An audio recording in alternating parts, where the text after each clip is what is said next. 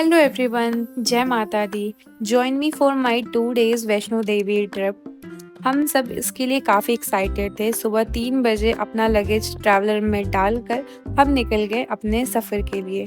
और ये थोड़ा सा ज़्यादा ही लंबा होने वाला था क्योंकि हम दिल्ली से बाय रोड जा रहे थे कटरा। रास्ते भर बातें करते हुए, सोते हुए और इनको परेशान करते हुए हम आधे रास्ते पहुँच गए, जहाँ पर हमने अपना पहला ब्रेक लिया सुबह के 6 बजे।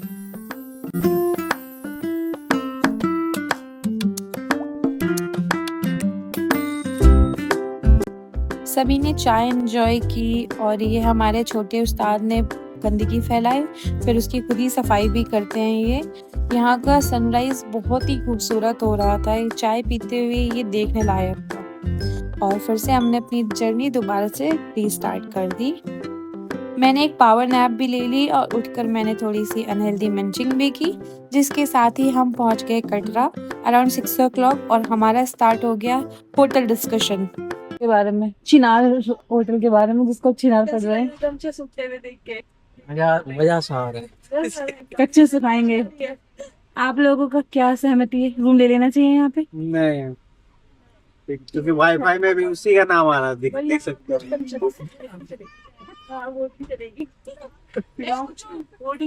पल्लवी भाभी, जरा रूम के बारे में रिव्यू दे दो एक बार अपना। मुझे यहाँ नहीं रहना बिल्कुल भी। ये चिनार गेस्ट हाउस है, यहाँ नाम में ही गलत गलत वाइब आ रहा है। और वो रो रही है कि मुझे जाना ही नहीं।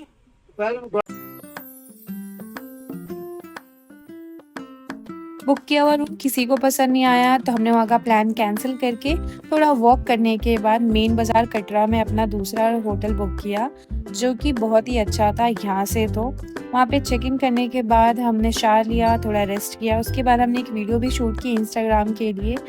ये लोकेशन बेस्ट थी रजिस्ट्रेशन के लिए, शॉपिंग के लिए, अच्छा खाना खाने के लिए, ऑटो स्टैंड तक के लिए, सब कुछ नियर बाय था।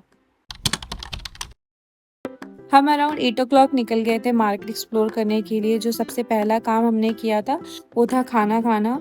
हमने चूज़ किया मोती फूड कोर्ट। वहाँ का खाना प्राइस के अकॉर्डिंग डिसेंट था taste wise, but service wise बहुत ही पैथेटिक था। मतलब आपने एक थाली ऑर्डर की, आपकी रोटी आधे घंटे के बाद आ रही है जब आप अपना खाना ख़त्म कर चुके हो। मतलब सर्विस वहाँ की काफ़ी ही स्लो थी। मे बी ये हो सकता है वहाँ पे क्राउड बहुत ज़्यादा था, इसलिए ये सब हो रहा था। खाने में हमने मंगाया था राजमा चावल, कढ़ी चावल, थाली, आलू का पराठा, पनीर पराठा। लेकिन जो सबसे बेस्ट लगा हमें टेस्ट वाइज वो था राजमा चावल। और बाकी खाना भी ठीक था। तो ओवरऑल मैं फूड के लिए उनको 9 out of 10 रेटिंग देना चाहूँगी, बट अगर आप सर्विस की बात करें तो वो था 5 out of 10। खाना खाने के बाद मैं और मेरी बहन निकल गए कटरा के वाइब्रेंट मार्केट को एक्सप्लोर करने के लिए। और हमारा पहला स्टॉप था ये शॉप, जहाँ से हमने कुछ अच्छे पीसेस लिए स्टॉल के और कुर्ते के। ये रेड वाला शॉल हमने अपनी मम्मा के लिए लिया और ये वाइट वाला भी ले लिया था हमने, ये भी अच्छा था। और साथ ही में मैंने अपने लिए कुर्ता भी खरीदा, जो कि बहुत ही खूबसूरत था। शायद अगर मैं उसे अमेज़ॉन और मिंत्रा से मंगाऊँ तो मुझे 2000 या 3000 कॉस्ट करे, बट वहाँ से मैंने जस्ट 900 रुपीज़ में वो लिया।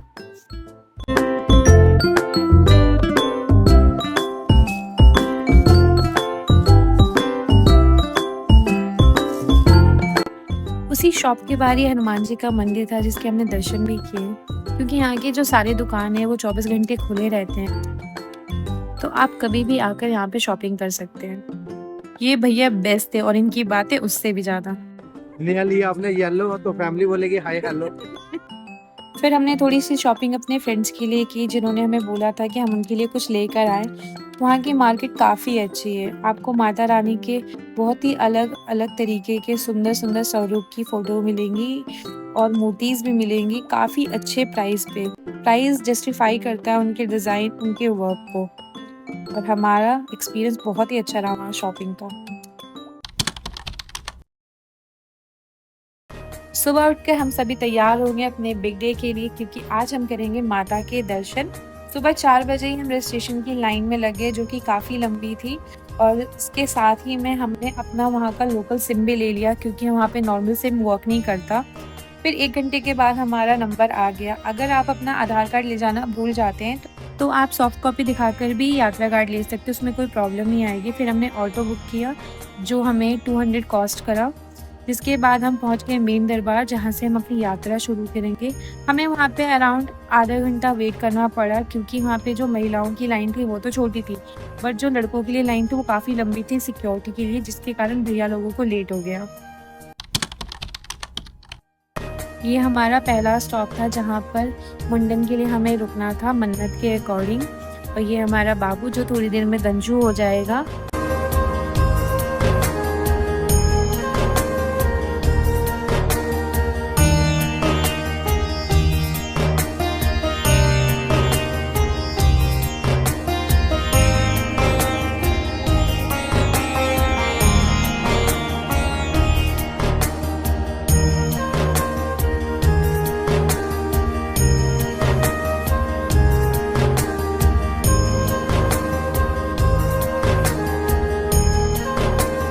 काफ़ी रोने धोने के बाद जो मुंडन की सेरेमनी थी वो कंप्लीट हो गई। उसके बाद हमारे जो बच्चे थे वो और भी प्यारे लग रहे थे। हमारी टकली बन गई और ये हमारे टकलू बन गए। इसके साथ ही उनकी बुआ थोड़ी सी अमीर भी हो गई थी। फिर हमने एक छोटा सा फैमिली फ़ोटोशूट भी किया और जो बाल हमने अपने दुपट्टे में लिया था उसे हमने जल में अर्पण कर दिया, जो कि नियम के अकॉर्डिंग होता है, और जर्नी दोबारा से स्टार्ट कर दी। रुकने के कारण काफ़ी गर्मी बढ़ गई थी, क्योंकि दोपहर हो गया था और वहाँ का मौसम भी काफ़ी गर्म था। तो हमने अपना स्टॉप लिया जहाँ पे फ्रूट चाट खाया। वहाँ पे घोड़े पालकी सब चल रही थी, बट मैं ये पालकी के जो लोग थे इनसे काफ़ी इम्प्रेस थी। इनकी चाल जो एक के साथ एक थी।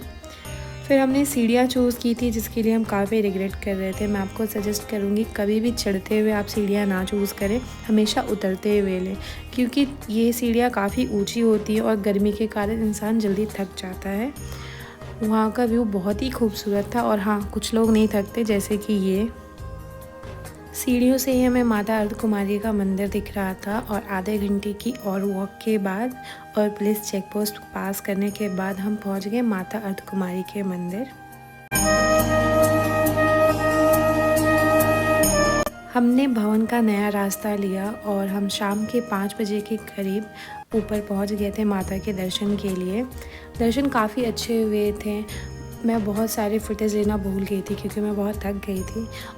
कुछ देर आराम करके और एक कड़क चाय पीकर हमने अपनी वापसी की यात्रा शुरू की। इस ब्लॉग के लिए इतना ही। जय माता दी। Do subscribe.